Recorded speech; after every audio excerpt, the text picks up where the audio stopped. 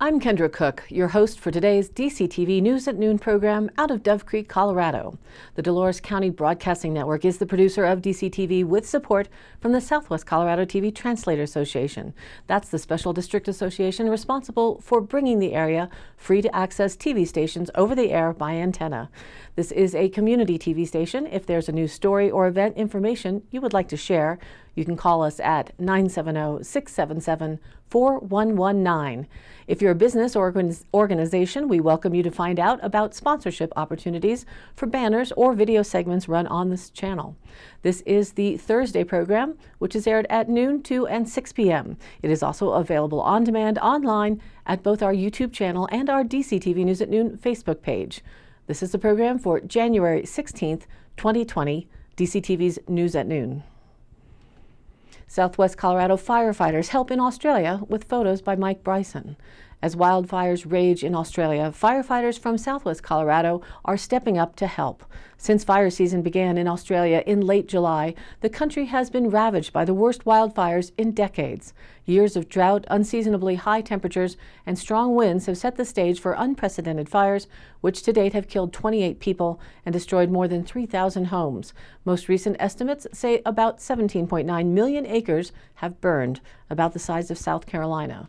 In Australia, nearly all of the country's firefighters in what's called the Rural Fire Service are volunteers, making it the world's largest volunteer firefighting force. For years, Australian volunteers have helped fight blazes in the U.S. The Washington Post reported that more than 130 firefighters from Australia and New Zealand helped battle blazes in California in 2018. It appears this time around, the U.S. is returning the favor. Since last year, more than 150 U.S. fire personnel have joined in the fight against Australia's fires, and that includes emergency responders from Southwest Colorado. Local Durangoan Mike Bryson and other U.S. fire personnel arrived in Sydney, where they stayed for 2 days to acclimate from the jet lag, and then he was sent about 3 hours west to a little town called Mudgee near the Blue Mountains, one of the worst areas hit by the fire. Quote, "This was probably the worst fire behavior I've ever seen," he said. "There's just so much of the landscape on fire at one time, just miles and miles of open line." Bryson was part of a hell attack crew that fought the fire from the air. What's striking so many fire experts is how all of the factors, extreme drought, hot temperatures, shifting winds, is creating one of the most destructive fires in recent memory. Another challenge, Bryson said, is the amount of resources available to fight the blaze. For the 416 fire, which Bryson fought here in Durango, about 1,500 people battled the 54,000-acre fire. In the 500,000-acre area near Australia's Blue Mountains, where Bryson was stationed, there were only about 100 people on hand. "There are not enough resources to come up with a solid plan to combat the fire," he said, "so we were in reactive mode." Tracy Milakovic, a Cortez resident who is an assistant fire management officer for the San Juan National Forest, told 9 News that she landed in Australia in early January. Quote, "Fires seem to be a bit bigger out here than they are back in Colorado," she said. "The fuel type is different. They have different trees and shrubs and grasses than we do out there. So things are just going to burn a little bit differently." Vanessa Lacayo, a spokeswoman for the Forest Service, said Milakovic and 2 other personnel from the San Juan National Forest are in Australia. U.S. personnel volunteer to help out, but are also still paid by the Forest Service for their time. Bryson said it's likely going to take a major rain event to put out the fire, but when that will happen is anyone's guess. He did say, however, the fire is mostly burning at a moderate intensity, which means the blaze ultimately might be doing good for the habitat once it regenerates. And on a side note, if you are adventurous to look into how the fire started, what other research and operations could be linked to this devastating situation, you might check out groundzeromedia.com. Some interviews and information there is very interesting. This does not represent the opinions of this station or those who are our sponsors. And from the Journal with a file photo. The Cortez City Council is looking at pausing land use code actions after facing opposition to the update. The code update was set for a second reading and potential approval at the January 28th meeting after being pushed down the road in October. Vocal criticism from community members, though, has led staff to suggest halting the land use code process and then restarting it with a dedicated focus group. City Planner Tracy Hughes said Tuesday the public comments have really accelerated since December, and staff has been spending a great deal of time responding to people's concerns and correcting misconceptions about the code. Quote, right now, staff wants to hit pause on this train, she said at a work session prior to the regular meeting on Tuesday night. It's not productive to manage conversations about things that aren't actually happening. The update, which includes new standards for landscaping, building aesthetics, and design standards, has been in the works for about 5 years. The project was initiated to align with the city's comprehensive plan and to clean up some outdated components from the existing code, which was written back in the 1970s. According to the Journal Archives, back in 2015, the city awarded Texas-based contractor Kendig Keast Collaborative a $186,915 contract for the rewrite.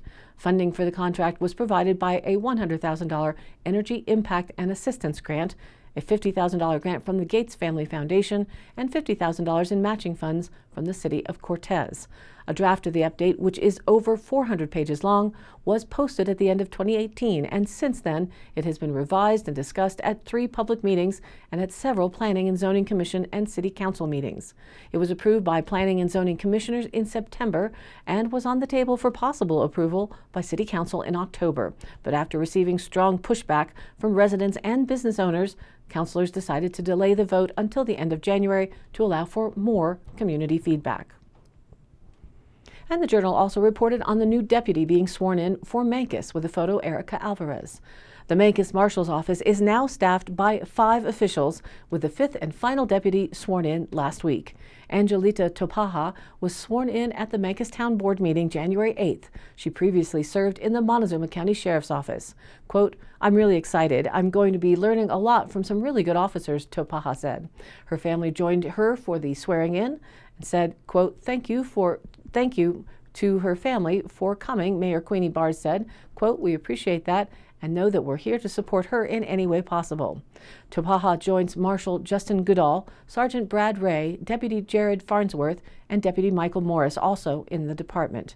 Farnsworth is focusing on code enforcement, bringing buildings and neighborhoods into compliance with town regulations and, quote, educating and enforcing the code of ordinances to ensure that our town ages gracefully, unquote, according to a statement posted on the town's website.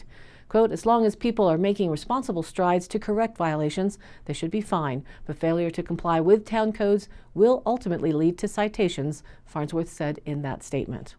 And now let's take a look at our local weather.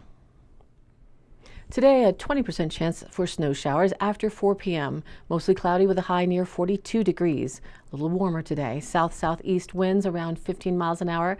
And tonight we remain at that 40% chance for snow showers, mainly after 2 a.m. in the morning. Mostly cloudy with a low around 30 on the overnight.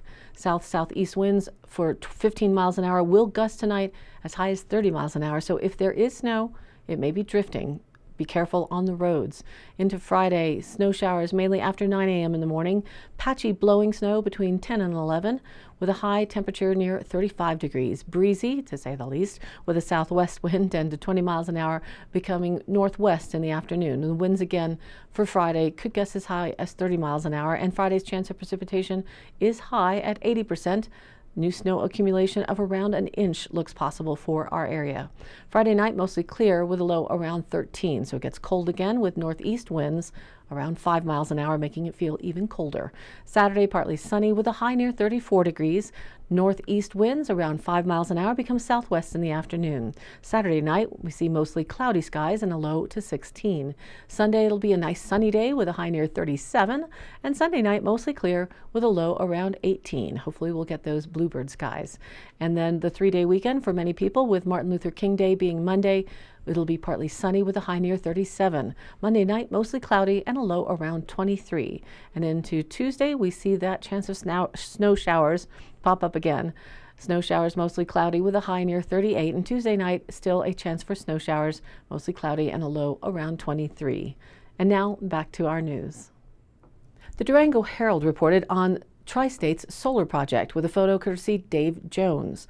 Tri-State Generation and Transmission, the power supplier for Southwest Colorado, announced Wednesday it plans to build solar arrays in the region as part of a larger plan to replace coal-fired power plants in Colorado and New Mexico. Tri-State announced last week that it plans to close the Escalante station near Pruitt, New Mexico, by the end of 2020 and the Craig station and Calawayo mine in northwest Colorado by 2030. The move will eliminate Tri-State's coal emissions in both states. To help replace the power produced by those plants, Tri-State plans to build 8 new solar and wind projects by 2024, enough to power more than 800,000 homes. Tri-State CEO Dwayne Hiley said the projects will increase the percentage of renewable power consumed by Tri-State customers from about 33% to 50% by 2024. The transition is expected to drive lower rates for customers because the price of renewable power has fallen by 85% in 10 years and is cheaper than any form of fossil fuel, he said. He described the savings as a, quote, green energy dividend that will also allow Tri-State to pay off its coal power plants on an accelerated timetable, he said. Governor Jared Polis appeared with Hiley at the state capitol during the announcement and lauded Tri-State for its planned renewable energy projects. Tri-State was facing significant pressure from some of its largest customers, including La Plata Electric Association, to transition to renewable energy, and the threat of co-op's departure helped encourage Tri-State to invest in clean energy, Polis said. The projects planned for Southwest Colorado include a 120 megawatt solar array in La Plata County, which could power about 36,000 homes. Here in Dolores County, a 110 megawatt array is planned that could power 32,000 homes, according to a news release. Projects are also planned in the communities where coal plants will be shuttered. Both the La Plata and the Dolores County projects are expected to be built in 2023 by Dewey Solar, a company based in Boulder and owned by a German company. And the Journal's headline reads, McElmo Canyon farmers form new ditch company. That reported by Jimmy Miyaga with a file photo. To improve irrigation, landowners in southern Montezuma County recently formed the McElmo Reservoir and Ditch Company. The newly formed organization plans to improve water supply to farmers and ranchers in the McElmo Canyon area. According to public records, a board of directors was created and includes Gary Adams, Bob Schuster, Jimmy Porter, Steve Wallace, and Bernard Carwick. Planning is underway to improve irrigation service, including negotiating to potentially purchase Totten Reservoir from the Dolores Water Conservancy District. McElmo Canyon irrigators currently have water rights in McElmo Creek. The water is delivered through 8 ditches totaling about 100 miles, diversion dams, pipelines, and pump stations that were built and paid for by local users. According to a ditch company statement submitted to the Journal, McElmo irrigators have been relying on a 1962 decree that apportions McElmo water and recognizes their source includes tailwater from the Montezuma Valley irrigation system. The canyon's independent irrigation systems are not within the DWCD and Montezuma Valley Irrigation District service areas. In recent years, farmers began to recognize a long-term water supply problem in McElmo Creek, which has seen decreased flows. Buying a reservoir for water storage is seen as a solution. Quote, our foremost concern is to secure Totten for dedicated McElmo use, ditch officials stated. The McElmo irrigators who bought the most water from DWCD out of Totten formed the new ditch company. Every year, 6 to 12 farmers buy water from Totten Lake from DWCD. It's released into McElmo Creek for McElmo Canyon irrigators. Various factors are contributing to the risk of decreased flows in the creek. A twist of geology and human engineering from 134 years ago helps explain the canyon's irrigation story and current dilemma. After water pioneers dug the Dolores Tunnel in 1886 to bring Dolores River water to the Montezuma Valley, farms and ranches sprung to life. Because of the trans-basin diversion from the Dolores River Basin to the San Juan Basin, McElmo Creek began to see increased flows from runoff of higher elevation farms receiving a new source, Dolores water. When McPhee Reservoir went online in the 1980s, irrigators switched from flood irrigation to more efficient sprinkler systems, which decreased farm runoff into McElmo Creek. That trend is expected to continue, and drought management plans to increase water efficiency on farmlands above the canyon could further reduce flows. MVIC has also expressed interest in buying Totten Reservoir and expanding its service area to serve McElmo Canyon. They point out that McElmo Creek has long benefited from MVIC water that drains off farms. The New Ditch Company, MVIC, and DWCD continue negotiations to help solve the McElmo water supply issue.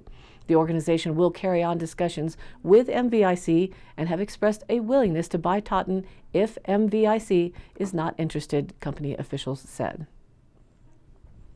And today's High Canyon Country happenings. January 17th at the Wild Edge Brewing, Slow Turbo returns to Colorado for an acoustic 90s alt-rock throwdown, and that starts at 7 p.m. January 18th in Mancos at 12 p.m., Pour Your Paint Workshop is being held at the Painted Turtle Studio and Gallery. Pour paint, also known as fluid art, is a fun way to create abstract masterpieces of your very own. In this workshop, you'll have endless possibilities to play with color. You'll create 3 beautiful paintings. The cost is $50. Please pre-register for this class by calling 970-533-7136. And mark your calendars and make a reservation here at the State Line Bar and Grill for January 25th for Get Your Paint On with Ashley Nolan. That runs from 6 to 9 p.m. at the State Line Bar and Grill. The class is $30 and they have 25 seats available that will be held in the dining room. Please reserve a seat as soon as possible as they do fill up fast. They will also run the free shuttle that night for anyone who wants it. To reserve a seat, you must speak with a State Line employee, call them, or message them on Facebook, and make sure you get confirmation if you send a message. The phone number there is 970-677-2649. And I post up all of these High Canyon Country happenings on our Facebook page, which is DCTV News at Noon, where you can also watch the program replay along with the news links and stories of local interest. And you too can share on the events and news by posting there as well. And this is your local community television station, so if you have something to share here, you can contact us by email, dcbnnews@gmail.com, or call the station 970-677-4119. Thank you for tuning in to News at Noon. The programs are broadcast Monday through Friday, usually, with replays online on our YouTube channel or DCTV News at Noon on Facebook. If you like the program, please like and follow us on Facebook and share it with your friends and family. This has been a production of DCTV for the News at Noon program out of Dove Creek, Colorado, USA. I'm Kendra Cook. Again, thank you for watching.